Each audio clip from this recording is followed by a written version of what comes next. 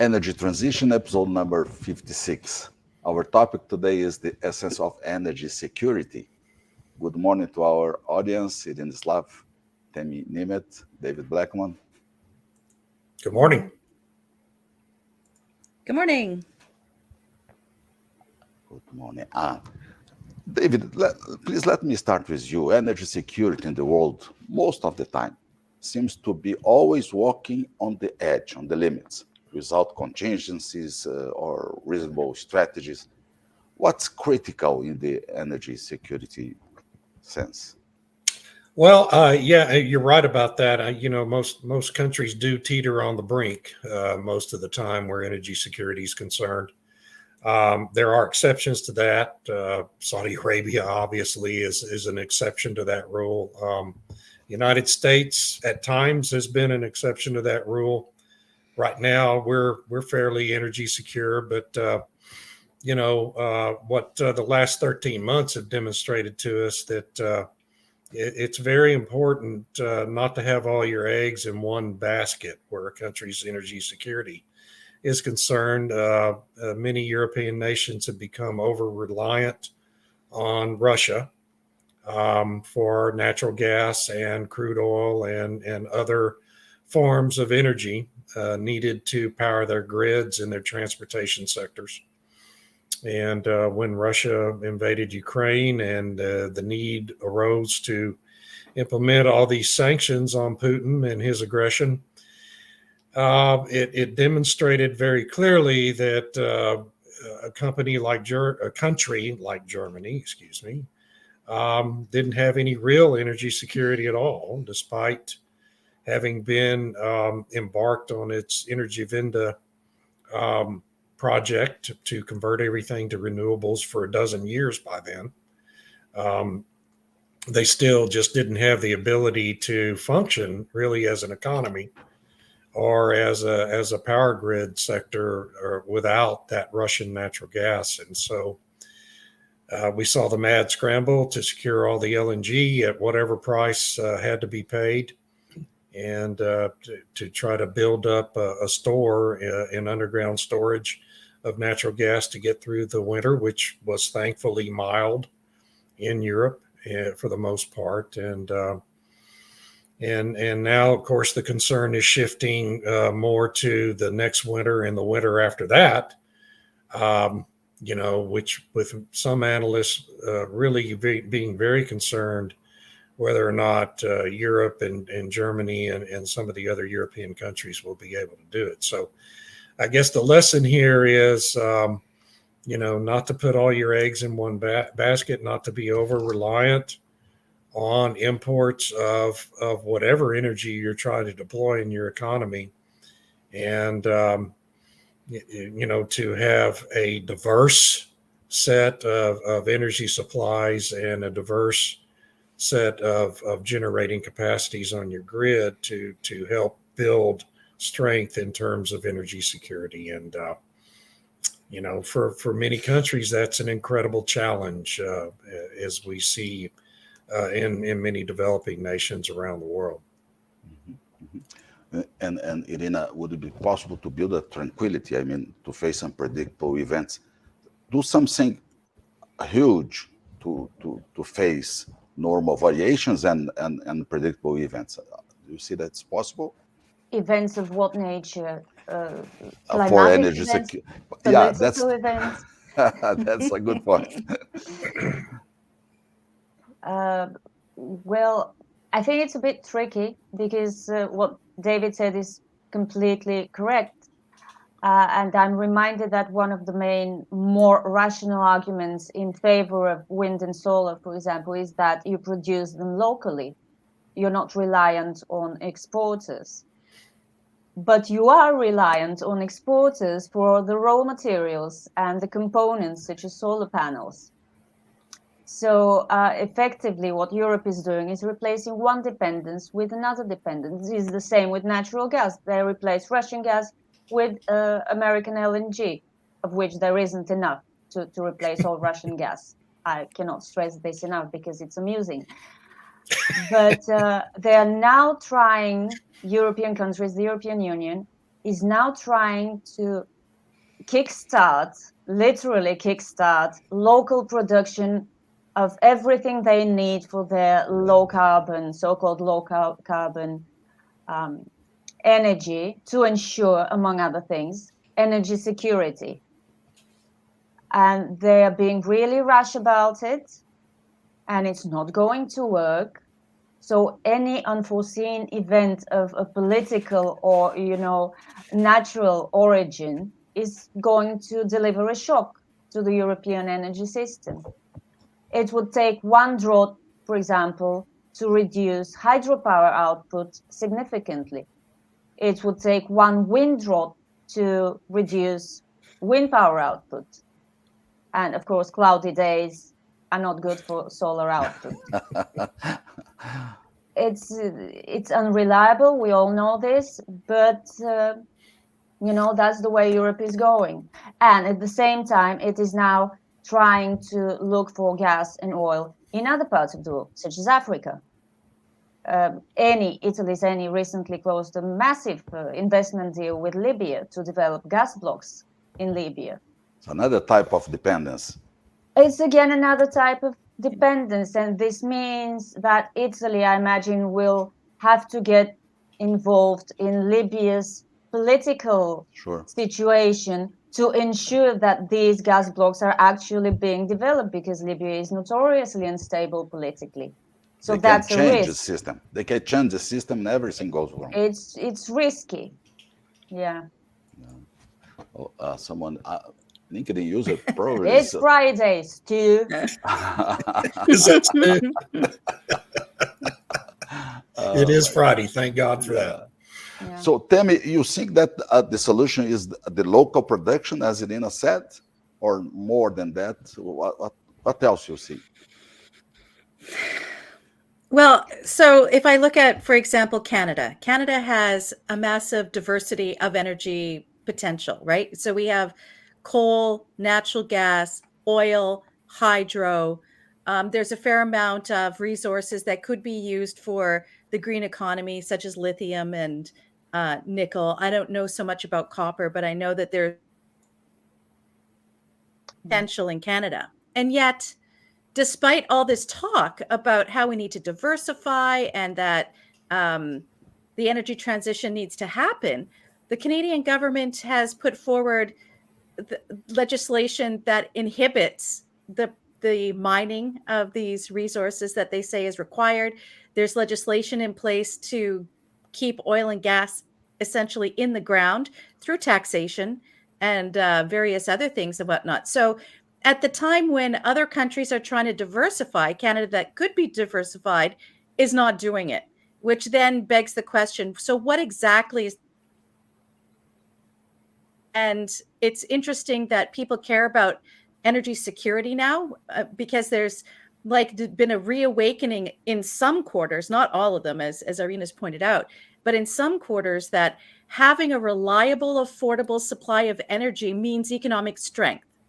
And maybe Europe is kind of sort of getting this message in some quarters, but on the other hand, there was a new study that came out saying that it was by an American group,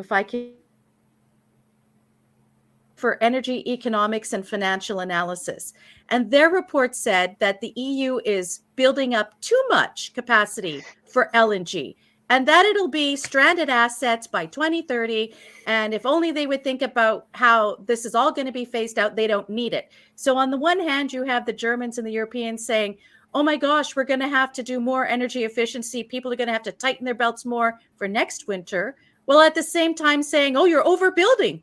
So it's another one of these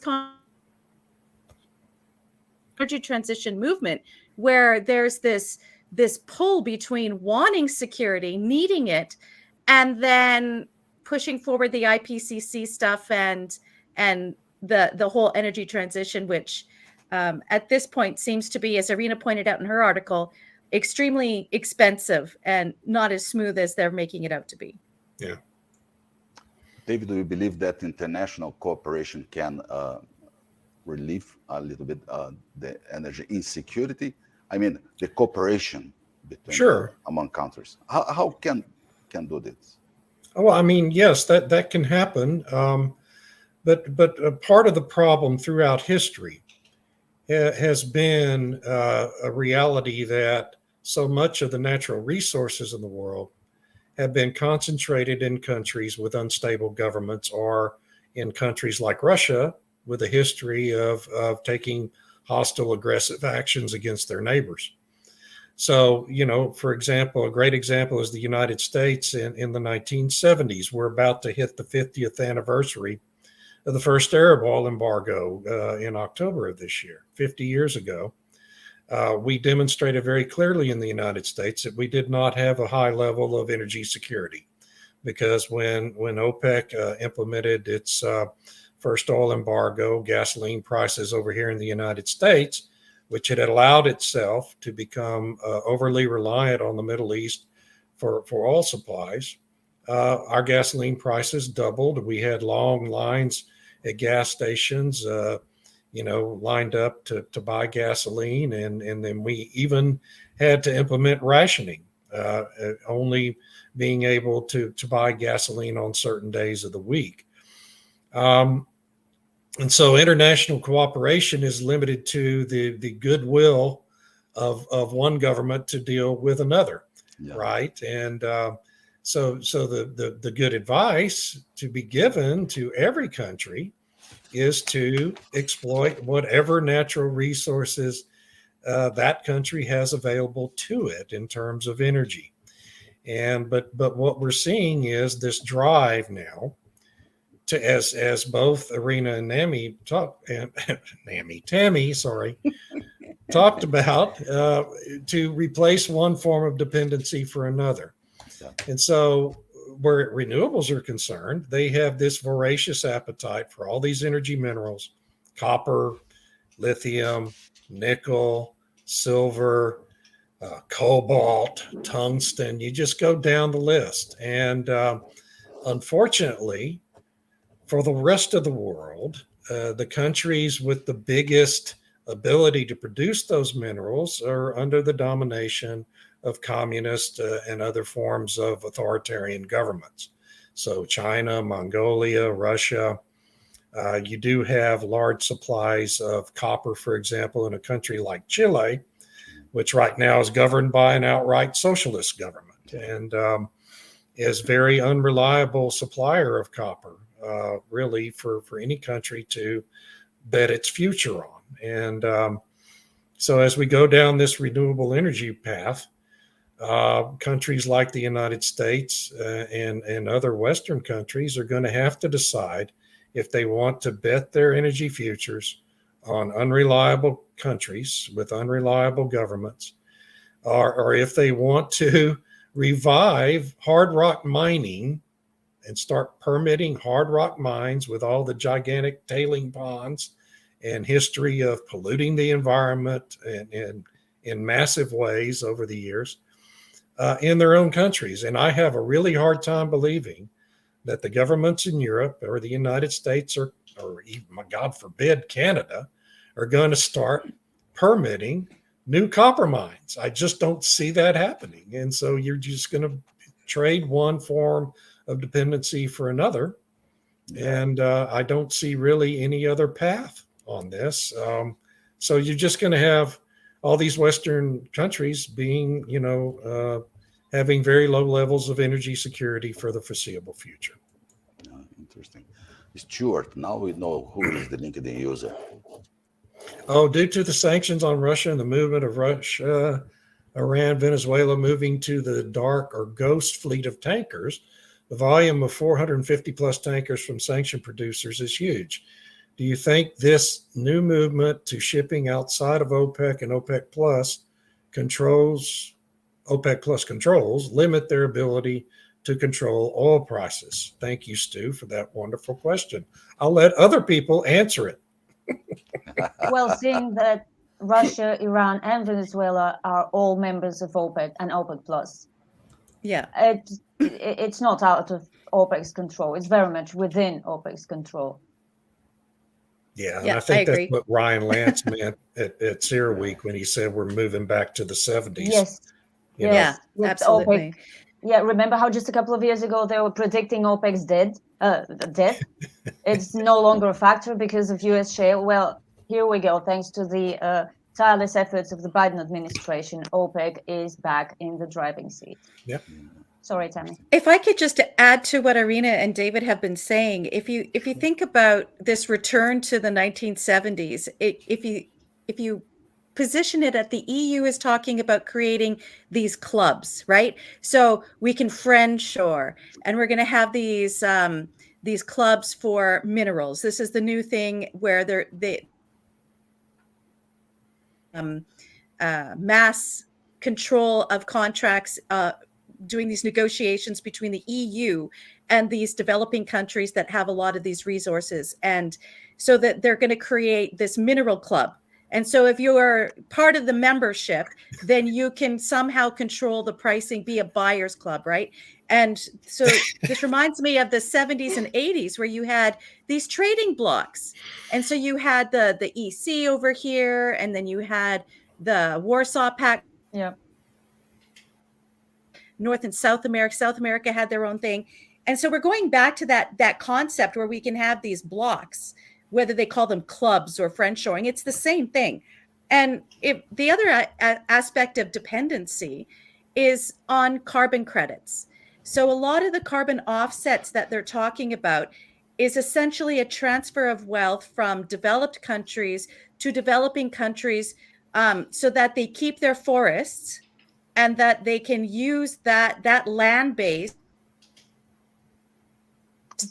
And they talked a lot about this at Davos this year, about how they were going to set up these certified and verified carbon offsets in developing countries.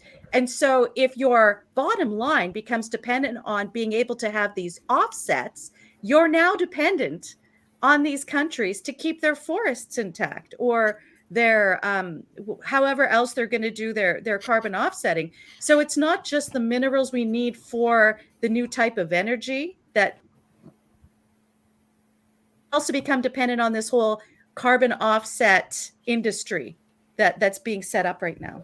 But see, friendship is not forever. So the friend shoring can exactly move. As the case that David mentioned about Chile. Chile is now a different position to provide copper, and so yeah, until the next coup d'etat happens, and exactly. They have a different kind of government with different friends around the world. And so setting up Chile to be, which 40% of the world's copper supply comes from Chile right now. Okay, I mean, it's a completely unstable country, and God bless them. I have no grudge against them, but you cannot bet your country's economy, your economic future, on governments like that have been unstable forever. This is not a new thing in Chile, right? And so it's just it's like going to Las Vegas and betting the balance of your 401k on red at the roulette table. Well, about 48% of the time you're going to come out okay, but the rest of the time is not going to be good for you.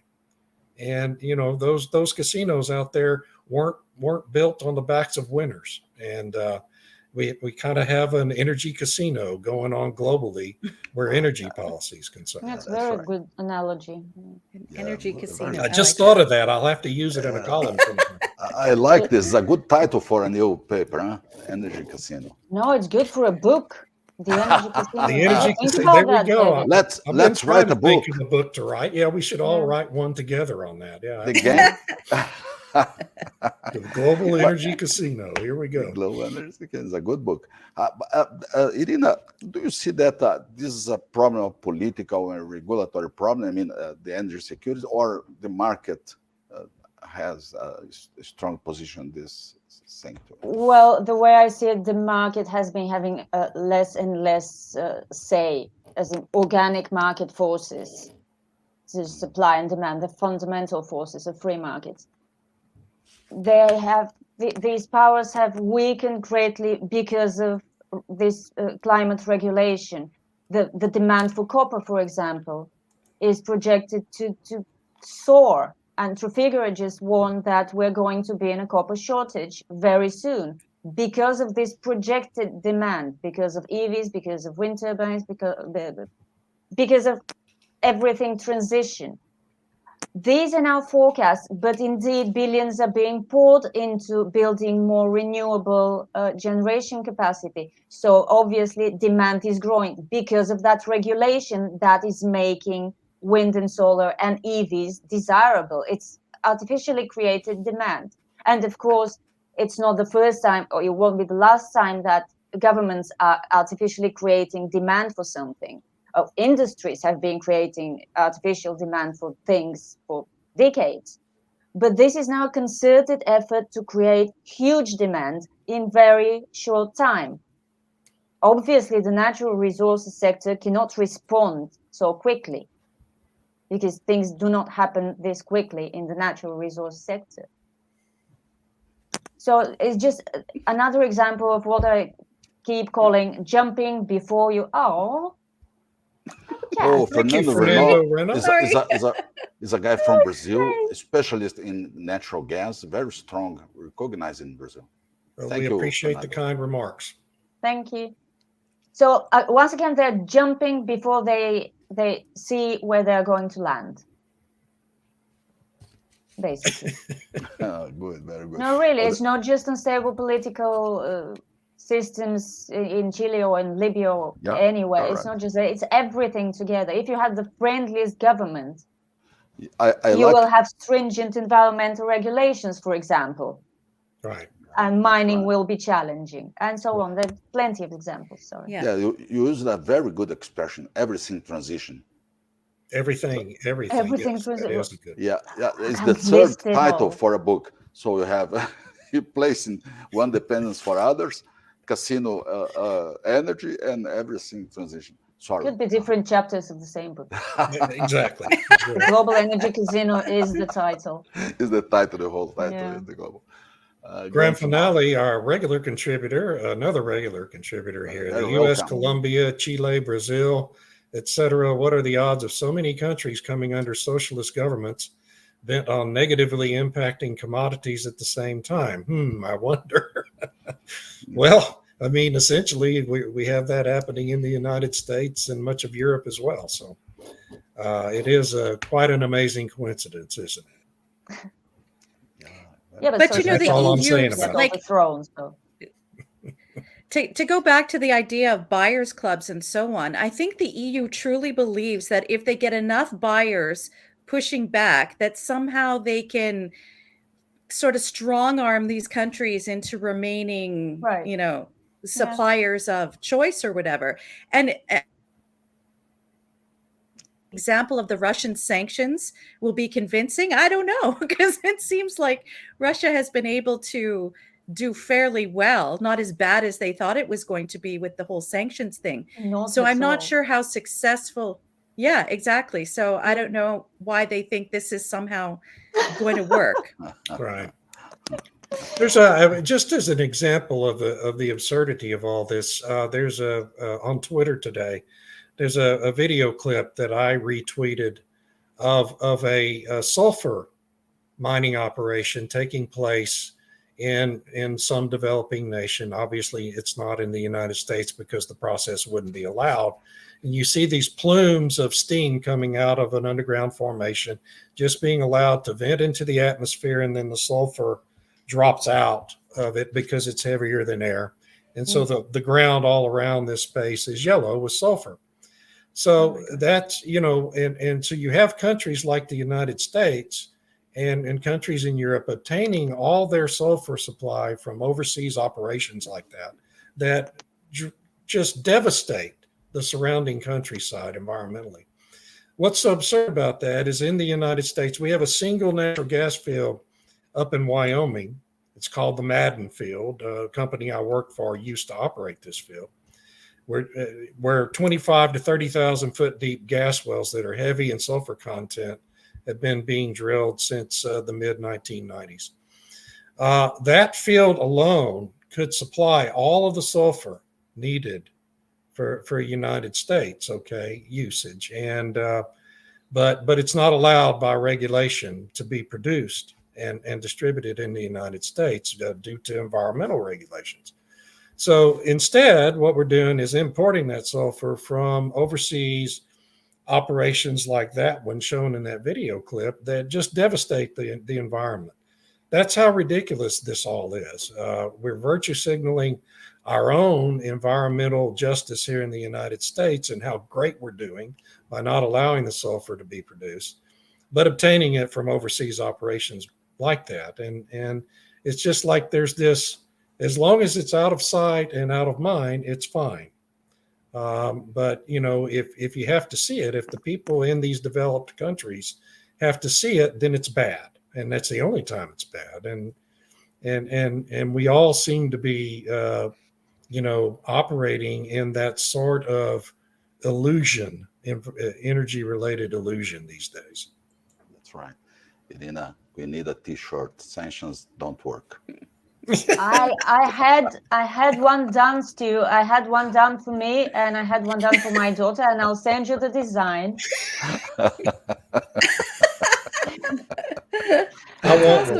I'll try and wear it next time if it's warm enough. Yeah, that's great. That's SRB.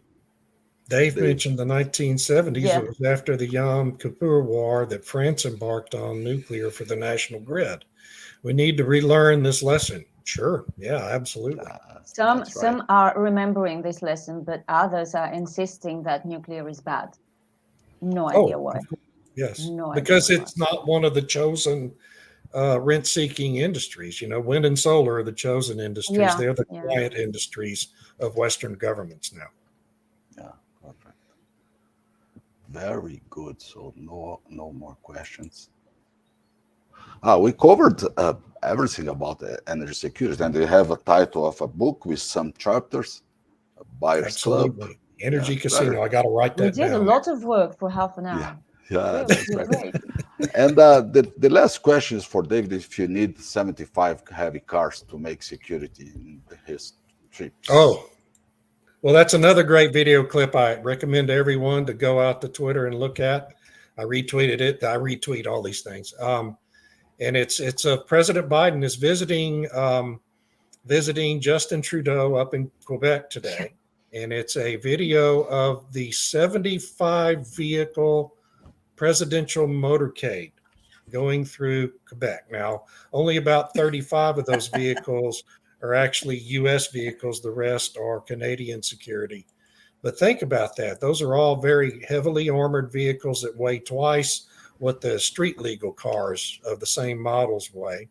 And they are flown everywhere the president goes on military transport planes, each of which can carry about half a dozen of those cars. Think of what the carbon footprint of that motorcade would add up to, and marvel at the fact that this is a president who likes to boast about how environmentally responsible he is. I have a question. Are they electric vehicles? That's what I was going to ask. And by the way, none of those military transports fly on anything other than jet. Very good question. I know. I have a question for Tammy to conclude our video today. With the experience of 56 videos, can we ask for a title of PhD in theology of energies? That's a good question. Yeah, we should. Yeah, Greta received a PhD title because energy issues, and so we could ask. I wanted to comment on the Shell Energy Security Transition document that they released this week, which interestingly coincided with the IPCC report. And you know, with the new accounting regulations, all these countries companies will have to do climate scenario analysis, or if they'll be allowed to use the Shell ones, where they talk about the energy security scenarios. Because if you have to take into account these different things, energy security ought to be one of the big E's in ESG. Right? It shouldn't just be environment, but it should also be energy security. So if they're going to mandate these kinds of things, could companies be allowed to use the Shell Archipelago energy security transition scenario? Stuart, probably. The only class that goes in Gardner. Oh, Stu, you're such a cut up. Very good. People, thank you so much. Nice conversation again. And, Thank you. Thank you. Have a good Everybody have a weekend. great week. You too. Thank you. Have a good week. Bye Have a bye. good week. Bye bye. Bye.